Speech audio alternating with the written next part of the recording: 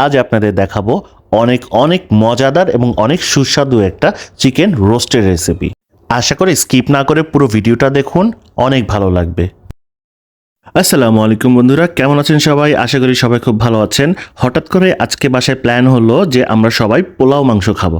So আমার বোন আজকে রান্না বান্না করবে। তবে আজকে দেখাবো তার স্পেশাল যে রোস্ট রান্না কিভাবে করছে এবং কি কি ইনগ্রেডিয়েন্টস লাগছে। চলেন আপনাদের সাথে আজকে পুরো রেসিপিটাই শেয়ার করব। প্রথমে তেল দিয়ে দিতে হবে, তারপরে পেঁয়াজ দিয়ে পুরোটাকে একটু ভালোভাবে নাড়াচাড়া করে পেঁয়াজটা নরম করে নিতে হবে। এরপর আদা বাটা এবং রসুন বাটা দিয়ে এরপর লাল মরিচের গুঁড়া এবং সাথে একটু পানি দিয়ে এভাবে নাড়াচাড়া করে কষানোর জন্য রেখে দিতে হবে। এরপর স্বাদ মতো লবণ দিতে হবে, তবে লবণ কিন্তু বেশি দিয়েন না, সেক্ষেত্রে কিন্তু খাবার তিতা হয়ে যাবে। এরপর দিতে হবে গরম মশলা, এরপর দিতে হবে ধনিয়ার গুঁড়া, এরপর দিতে হবে জিরার গুঁড়া, এরপর দিতে হবে শাহি গরম মশলার গুঁড়া।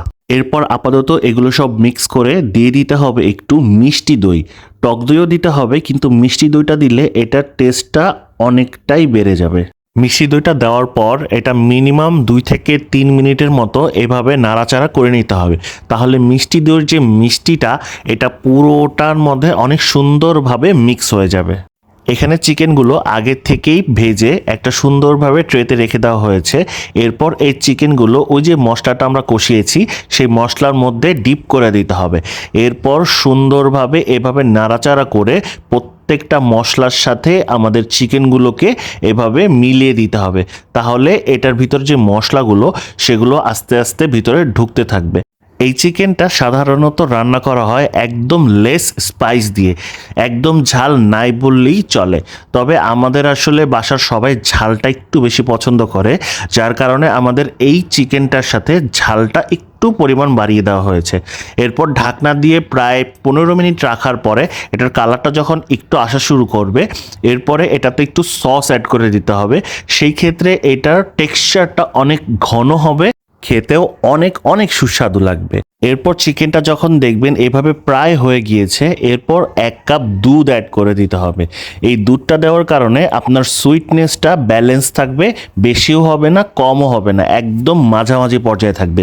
আপনার একটু ঝালও লাগবে, একটু মিষ্টিও লাগবে এবং একটা টক ফ্লেভার আসবে, যেই ফ্লেভারটা আপনার পুরো চিকেনের টেস্টটাই চেঞ্জ করে দিবে, যেটা অনেক অনেক অসাধারণ খেতে। এখন আমাদের চিকেন কষানো শেষ। প্রপারভাবে পানি দিয়ে এটা এখন ঢেকে রাখার পালা। আমরা প্রায় 3 কাপ পানি এখানে দিয়ে দিয়েছি। পানি দেওয়ার পরে এটা এখন আমরা ঢেকে প্রায় 10 মিনিটের মতো ওয়েট করব পানিটা যাতে শুকায়। তবে এর আগে উপরে কিছু কাঁচামরিচ ছিটিয়ে দেব, যেটা আসলে ডেকোরেশনের জন্য খুব সুন্দর লাগে, আর আলাদা করে কাঁচামরিচের একটা ফ্লেভার এটার মধ্যে অ্যাড হয়ে যায়। প্রতিটা খাবারের টেস্ট বাড়ানোর জন্য চিনিটা কিন্তু অনেক গুরুত্বপূর্ণ ভূমিকা পালন করে, তাই এখানেও আমরা সেটার ব্যতিক্রম হতে দেইনি।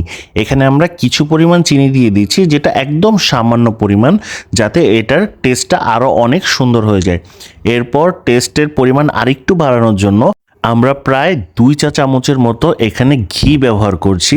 এই ঘিটা দেওয়ার ফলে এটার মধ্যে আলাদা ধরনের একটা ফ্লেভার এটাতে অ্যাড হয়ে যাচ্ছে, যে ফ্লেভারের কারণে মনে হচ্ছে এখনই চুলা থেকে উঠিয়ে খাওয়া শুরু করে দিই, মনে হচ্ছে না টেবিল পর্যন্ত ওয়েট করতে পারবো।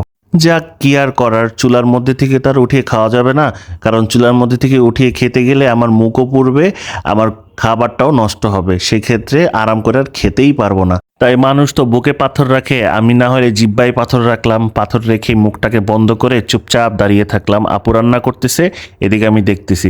এদিকে আপু লবণ টেস্ট করার জন্য একটু ঝোল উঠিয়ে হাতে দিয়েছে। খাওয়ার পর এটার যে টেক্সচার বা টেস্ট, অসাধারণ একটা টেস্ট আসছে। আমি খালি বলতেছি কখন নামাবা, ঠান্ডা হবে কখন, আমি খেতে পারবো কখন। যাক, অনেক কষ্টে নিজের মুখটাকে সামাল দিয়ে একদম বন্ধ করে দিলাম। এরপর আমাদের রান্না একদম শেষ। এটা হচ্ছে তার ফাইনাল লুক। এখানে দেখে আপনার মনে হচ্ছে হয়তোবা ঝাল fry, but this is not a ঝাল ফ্রাই, একদম বিয়েবাড়ির রোস্ট রান্নার মতনই হয়েছে। এদিক দিয়ে পোলাও রান্নার প্রস্তুতি নেওয়া হচ্ছে। তেল দিয়ে, এরপর মরিচ দিয়ে, সাথে তেজপাতা, দারচিনি, এলাচ যা যা লাগে সব কিছু দিয়ে এরপর চাউলটা দেওয়া হয়েছে। চাউলটা দিয়ে সুন্দরভাবে নেড়ে চেড়ে কিছুক্ষণ ফুটিয়ে রাখা হয়েছে।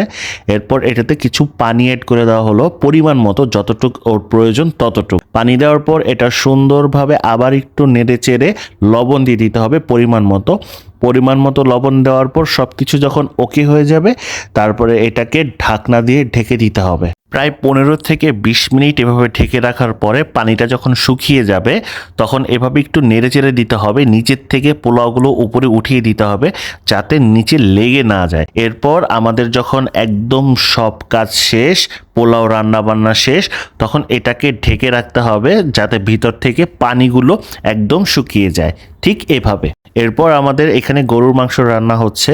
যদিও গরুর মাংসের রেসিপিটা আমি আপনাদের দেখাইনি, এটা আরেকদিন আপনাদেরকে শেয়ার করব। তবে গরুর মাংসর পাতিলের সাথে একটা ঘটনা ঘটতে ঘটতেও ঘটলো না, সেটা হচ্ছে গরুর মাংসটি ঢালতে গিয়ে একদম স্লিপ করে পড়ে যেতে নিয়েছিল। যদি পড়ে যেত সব মাংস একদম ঠিক পায়ের উপরে পড়তো, আর গরম যেহেতু সেক্ষেত্রে পাটাও ঝলসে যাওয়ার সম্ভাবনা ছিল। যাক, এদিকে আল্লাহর রহমতে কোনো দুর্ঘটনা হয়নি। সো এদিকে আমরা গরু মাংসটা নামিয়ে সুন্দরভাবে রেখে দিয়েছি। এখন হচ্ছে আমাদের খাওয়ার পালা। তবে মজার বিষয় হচ্ছে খাবারের ঘ্রাণে এতটাই খিদা লেগেছিল যে আমি প্রথমে শ্যুট নিতেই ভুলে গিয়েছি। তাই মোবাইলটা নিয়ে এসে দৌড় দিয়ে আপনাদের জন্য একটা শ্যুট করে নিলাম, কারণ এত সুন্দর রান্না খাওয়া দাওয়া করছি, এটা যদি আপনাদেরকে না দেখাই সেটা কি হতে পারে। যাক, প্লেটে এখানে একটু গরু মাংসও নিয়ে নিলাম। আমি এদিকে খাওয়া দাওয়া শেষ করে আপনাদের থেকে বিদায় নিচ্ছি। আপনারা তাকিয়েছেন কেন? যান, আপনারা রান্না বান্না করে খেতে যান। আমারটা দেখতেছেন, লোভ লাগবে, পেট খারাপ হয়ে পড়ে। সবাই ভালো থাকবেন, আল্লাহ হাফেজ। ও পারলে একটা সাবস্ক্রাইবও করে যান। টাটা।